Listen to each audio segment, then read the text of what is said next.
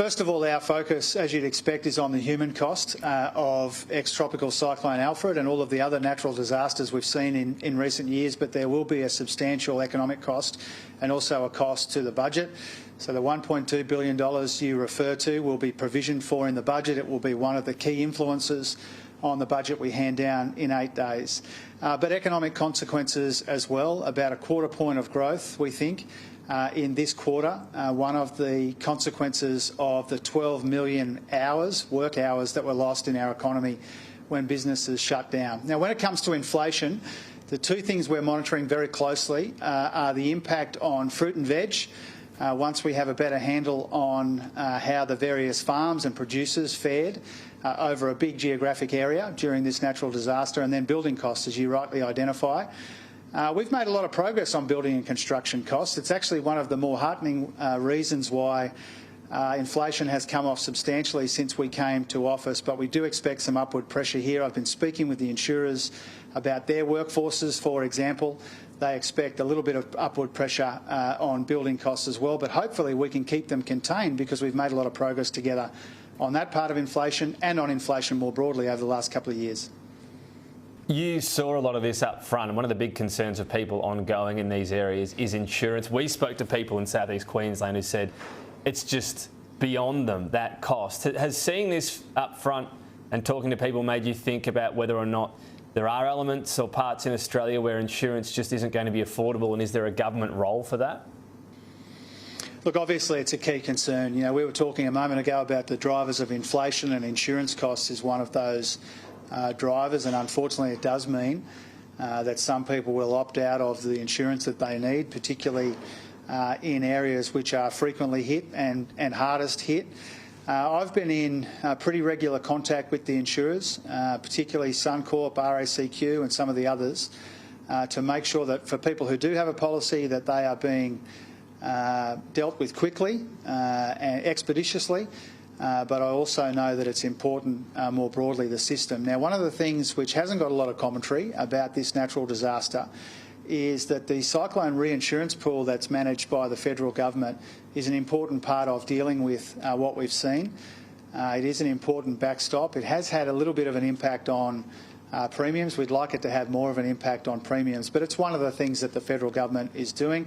My colleague Stephen Jones is also doing a heap of other work, as have people like Daniel Molino, who runs the committee process for us, to see what else could be responsibly done.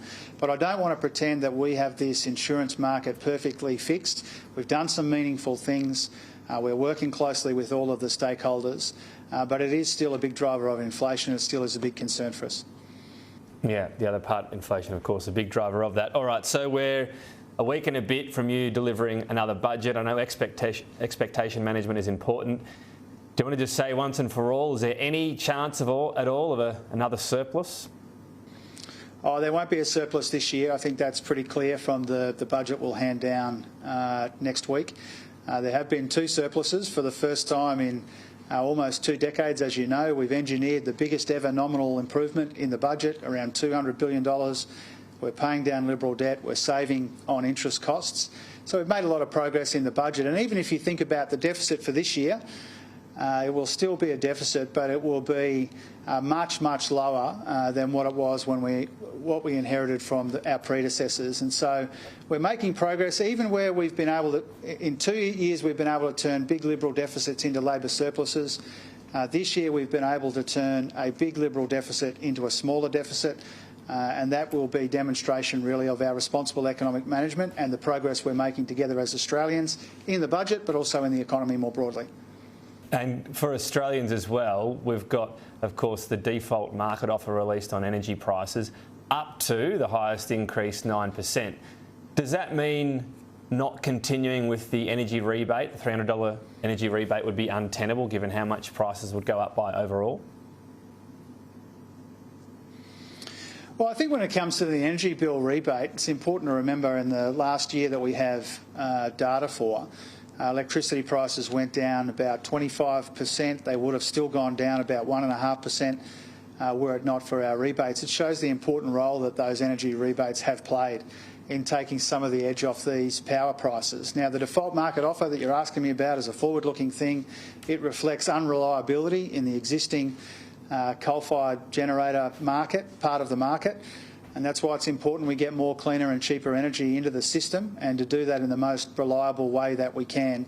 There are two things which are absolutely mad when it comes to electricity prices. One, our political opponents didn't support energy bill rebates, so Australians would have been much worse off. Energy prices would have been higher if they had their way. And the second bit of madness is nuclear reactors, which would leave the unreliable parts in the system for much longer while they built these reactors.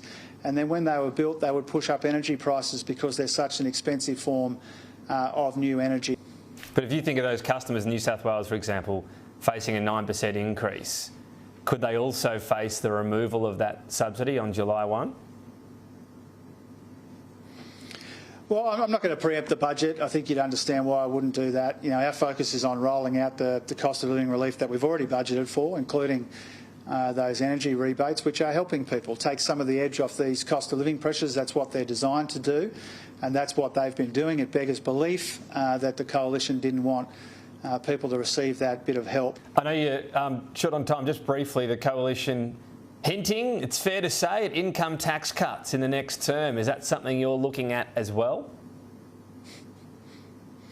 Well, I see Angus Taylor's on a little tour of marginal electorates. While he's doing that, Tom, he should tell millions of Australians that he didn't want them to get a tax cut in the first place. As I understand it, this whole brouhaha about tax today, he's using numbers which are calculated before our tax cuts came into place, before they came into being. And so he should visit every marginal seat, and he should tell millions of Australians he didn't want them to get a tax cut. He didn't want them to get help with their electricity bills. He wants them to have lower wages. These are the reasons why Angus Taylor and Peter Dutton pose such a risk to household budgets, is because people would have been worse off to hear, and they'll be worse off still if they win. When it comes to income taxes, we've shown that we are cutting income taxes right now from the 1st of July last year. A very important decision that we're very proud of. It means average tax rates come down. It means people get a bit of tax relief that they need and deserve to deal with these cost of living pressures that they're still confronting. So given how recent that last tax cut was, is the indication they're not coming anytime soon, the next tranche or the next move on that? Well, I'll say the same thing I've said on every other occasion, Tom, that I'm asked about this. Our focus is on the tax cuts which are rolling out right now. They're rolling out in the economy right now. They're helping every Australian taxpayer with a tax cut that the Liberals and Nationals didn't want them to get. Millions of Australians would have missed out. So that's really an important thing, I think, the important role that the existing tax cuts are playing in the system.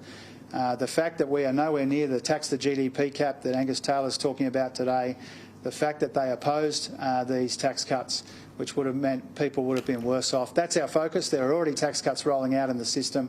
They're an important part, but not the only part, of the cost of living help that we're providing in a substantial but also a responsible way. Treasurer Jim Chalmers, thanks for your time. Appreciate it, Tom. All the best.